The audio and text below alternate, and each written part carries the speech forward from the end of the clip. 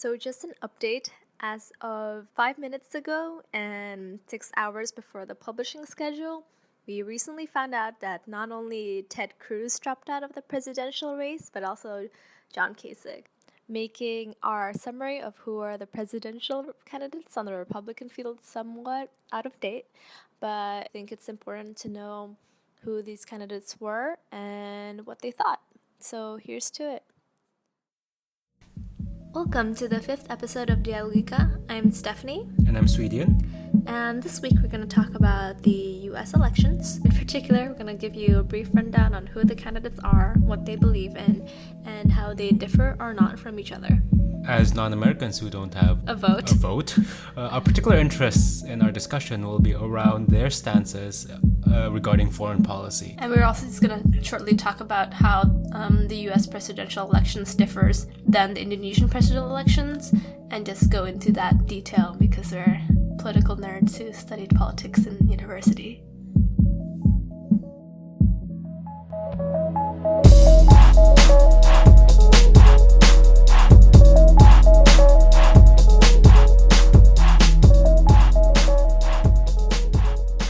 First, we're going to briefly talk about the 5 candidates still in the running today. So we're going to start with the Democratic Party. We have Hillary Clinton and Bernie Sanders. Yes, and Hillary Clinton is the former Secretary of State under President Obama. She is also a former U.S. Senator for New York and the wife of President Bill Clinton. The other candidate for the Democratic Party is Bernie Sanders, alma mater of the university that I went to, and Chicago. And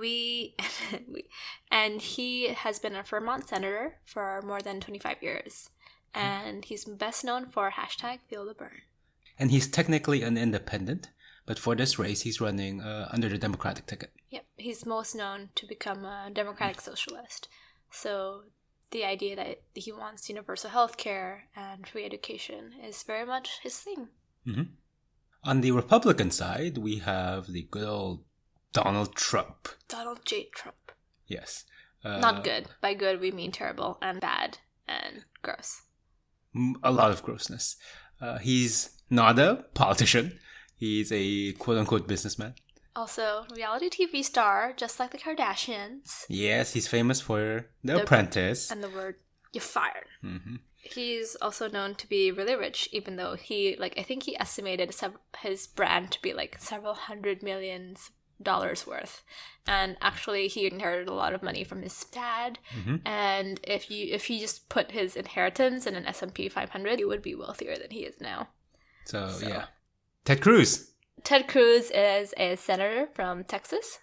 His background is actually in law, and he was a solicitor general. Ted Cruz was born to Cuban parents who immigrated to the United States from Cuba as refugees, but he's technically born in Canada, in Calgary. So he has dual citizenship when he was growing up, Canadian-American. And conveniently, he gave up his Canadian citizenship a year before he decided to run for president. Convenient. On the issues, Ted Cruz is very evangelical Christian, and as a good Republican, he doesn't believe in access to reproductive health, and doesn't believe in abortion, doesn't believe in gun control, doesn't believe in not being a racist prick. Yes, he just says it better than Donald Trump. And finally, to the guy who we're still all wondering why he's still in this race, John Kasich. Who was a 2-term governor, and still is, of Ohio. A swing state, which means that every time the election cycle comes around, Ohio can either swing towards the Democrats or swing towards the Republicans. It's not a state that's traditionally one way or the other. In terms of the 3 Republican candidates, arguably John Kasich has the most legislative experience. He passed a lot of bills as governor. And he's really posing himself as a moderate. He passed Obamacare in his term in office, even though actually he's pretty much aligned with Donald Trump and Ted Cruz in terms of the other policies. Pretty much he's the Republican establishment candidate left, hoping for a brokered convention or a vice presidential nod, I think. And so those are the people who are still in the running to become the next U.S. president.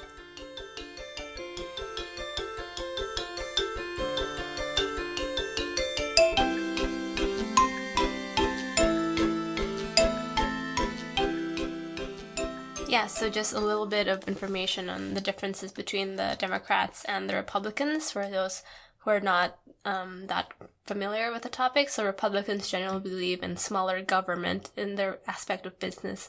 So less taxes, more conservative on how the country spends their budget, less benefits for people. And so on that matter, what's important now is Obamacare or healthcare and whether or not to fund that. So most Republicans and all the Republican candidates don't agree with Obamacare. Mm-hmm. They also don't agree about raising the minimum wage, which in the US varies, but usually it's around $8, and now they want to raise it to $15.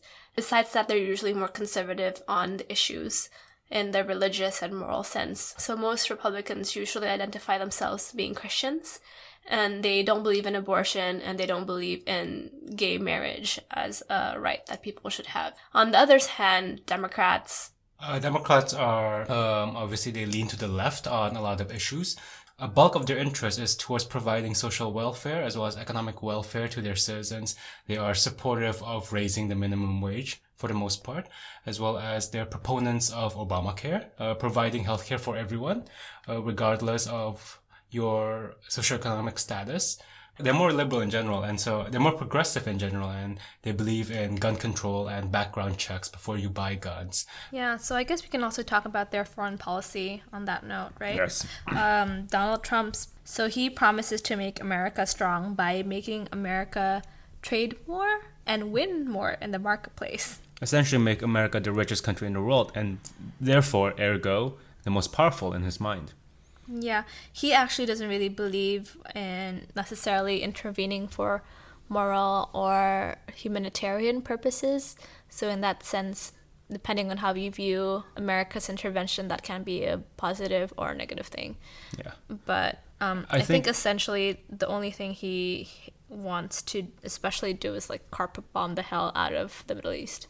My thing with his stance on how he should interact, how America should interact with other countries is that it's an eye for an eye interaction where if I pay this much, you should also give this much back. If you don't give anything back, then I'm not going to lead because I'm not getting my fair share's worth. So basically what he said about that as well, right? Like if Japan and South Korea don't pony up more money for our stoop station there, we go home, Just with everything in his policy, he's a bully. Mm-hmm. Donald Trump is a huge bully. Yeah, and he thinks he can wave the money around and command people.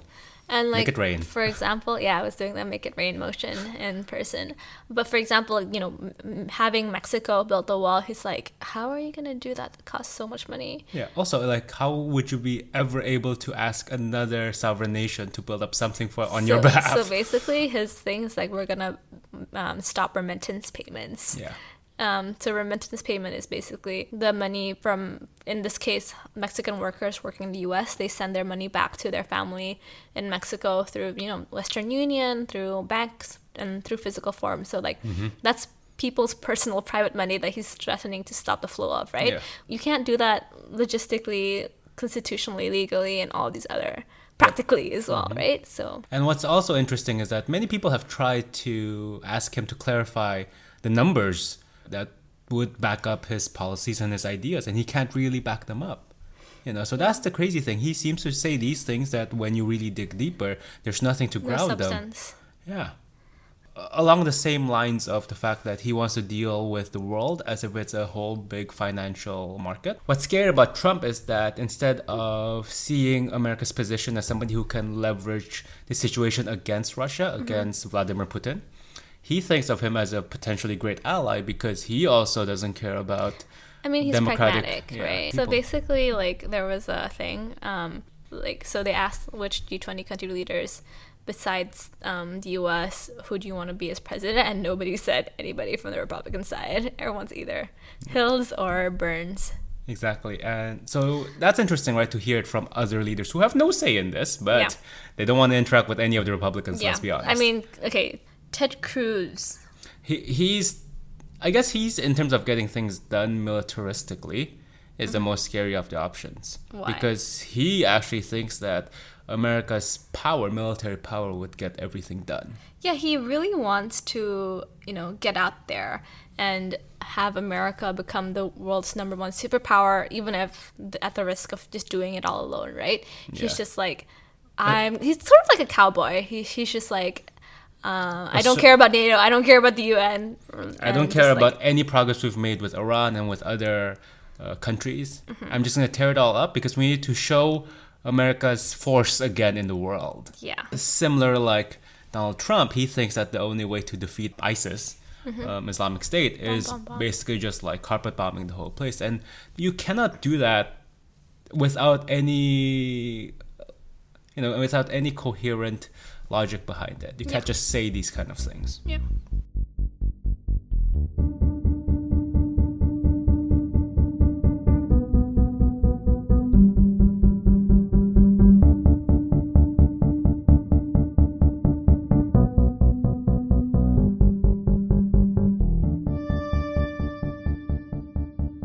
So Bernie and Hillary actually also really differ on their foreign policy. So Hillary is more similar to the Republican side in the sense that she really believes that the U.S. has a big role to play in geopolitics and the world. So, in fact, she was the spearhead of that for her during her time as Secretary of State. Yeah, so I think this is the one place where I feel really uncomfortable with Hillary, right?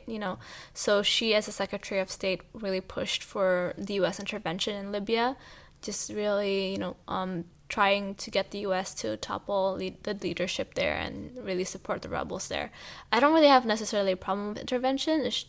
Okay, I kind of do. I just really feel uncomfortable with the fact that America takes itself as the world police, and sometimes when they do that, they can cloud it in terms of like moral interventionism, but when Rwanda happened, they didn't, right? They didn't intervene, so it sometimes to me seems very disingenuous. And well, here's the problem, right? Like in the Rwanda crisis, they didn't intervene, and they got a lot of flack for it. Yeah. In this one, they did, and they also got a lot of flack for it. I mean, I just feel really skeptical when the U.S. is in the Middle East, right? I mean, surely it is a mess, and they've partly created it. Oh, hell yeah. But they're also, they're not really fighting Boko Haram in Nigeria or really intervening with all of the other various African conflicts as well. The fact that there's a lot of economic interest in the Middle East makes me really skeptical of U.S. intervention in the world. Especially right now, if we step out of the Libya question, right? We talk about how the U.S. is trying to fight ISIS. And part of it is, even though it's a tenuous and not necessarily desired alliance, but they are kind of aligned with Syria, with Bashar al-Assad, and with Russia. So it's just like, how are you going to intervene? That's another huge question, that's right? the big question. And a lot of Hillary's recommendations as Secretary of State was tempered by Obama's more pragmatic, more moderate, more realistic approach to foreign policy. Yeah. So even though Libya did happen, the intervention did happen, recently somebody asked, like, what was your biggest regret to President Obama? And he said Libya was my biggest regret. He regretted being involved in it. He regretted being involved in it. You do wonder that if Hillary becomes president, there'll be nobody else to temper that kind of approach towards intervening. And I mean, I think I might be a little bit more forgiving than you are in terms of allowing American intervention. But I do agree that this idea of America as a global police needs to go away. Yeah. It's just like, it's a stupid idea. Yeah, I mean, like, I don't understand is whenever they're like, oh, we don't have so much money, like, to fund education, all this stuff. Literally, you can just cut parts of the military. Yeah, the and defense budget it will is not ridiculous. change anything. You still have your nuclear warheads, so just chill. Yeah. Part of my source speculation is like, say, one of the biggest sources of tension in Asia right now is the claims over the South China Sea islands between China, Taiwan, Philippines, and Indonesia is kind of sort of like around the periphery, not necessarily involved, but being asked to be there just in case. Yeah. I wonder, like right now, Obama doesn't want to get in on that for good reasons. I wonder if Hillary, as a more interventionist kind of president, she might want to assert U.S. authority more into that as well. And that's we don't need more cooks in the kitchen. It's already tenuous enough as it is. It's kind of scary. So on the opposite side, Bernie Sanders is more of a huge pacifist.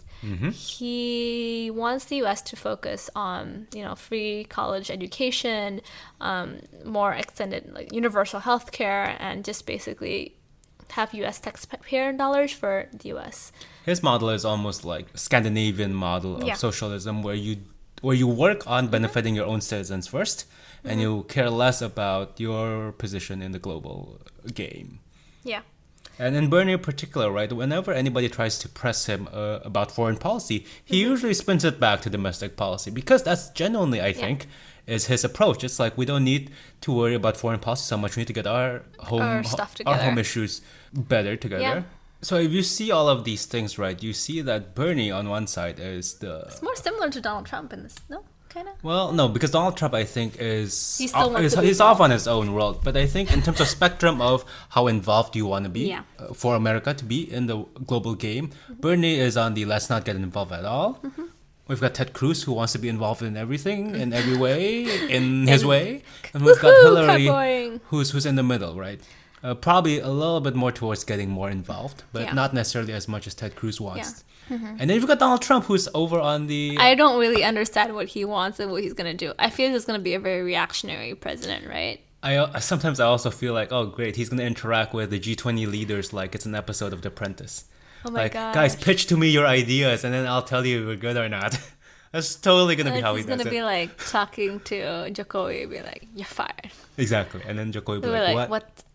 I'm a much better businessman than you are. Let's be real here.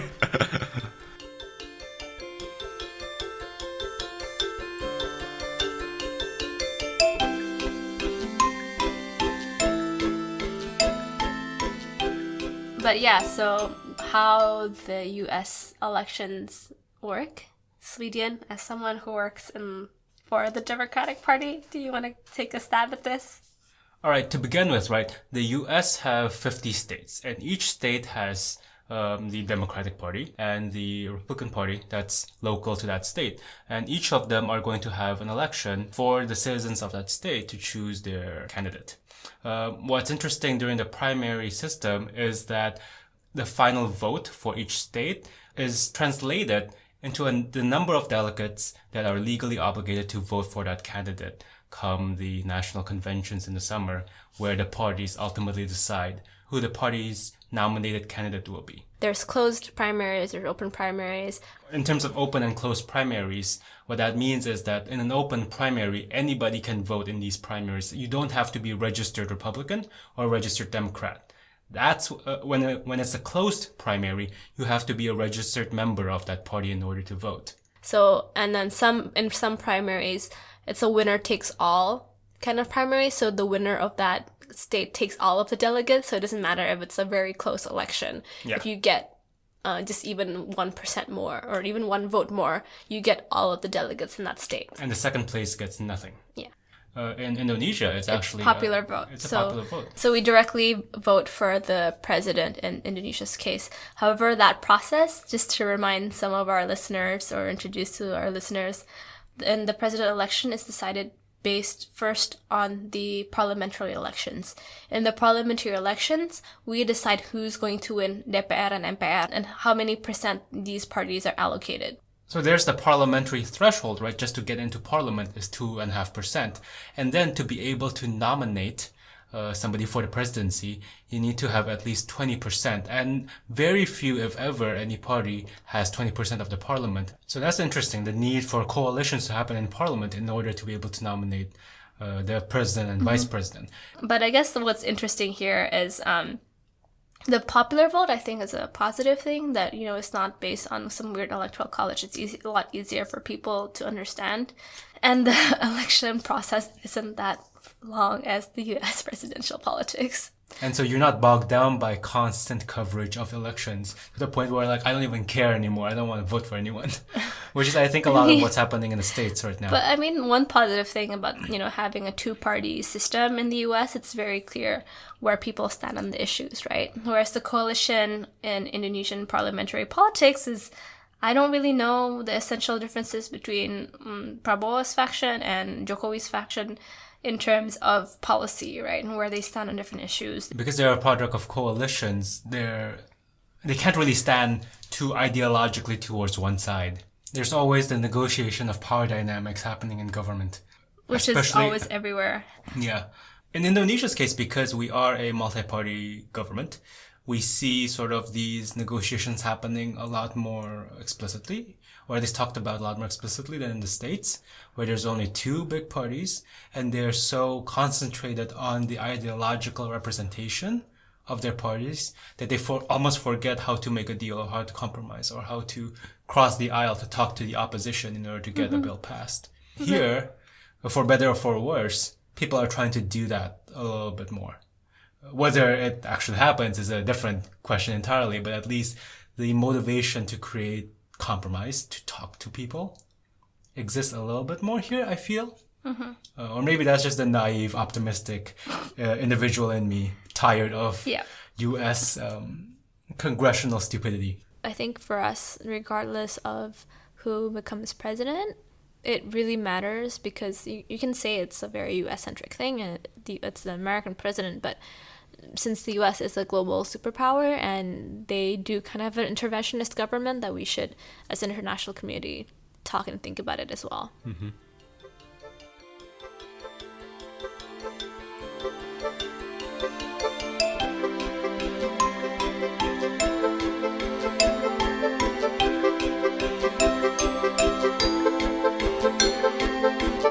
And that's it for our episode on the US election.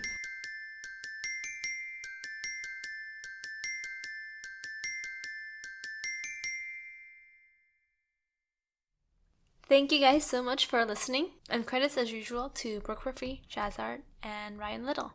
Please visit our website at dialogika.id for resources and links, as well as our previous episodes. Yeah, there have been some pretty good ones, I think. So give us a listen. And follow us and like us on Facebook and Instagram. And subscribe to us on the Apple podcast app at Dialogika Podcast. Cool. Well, catch you next time. Bye.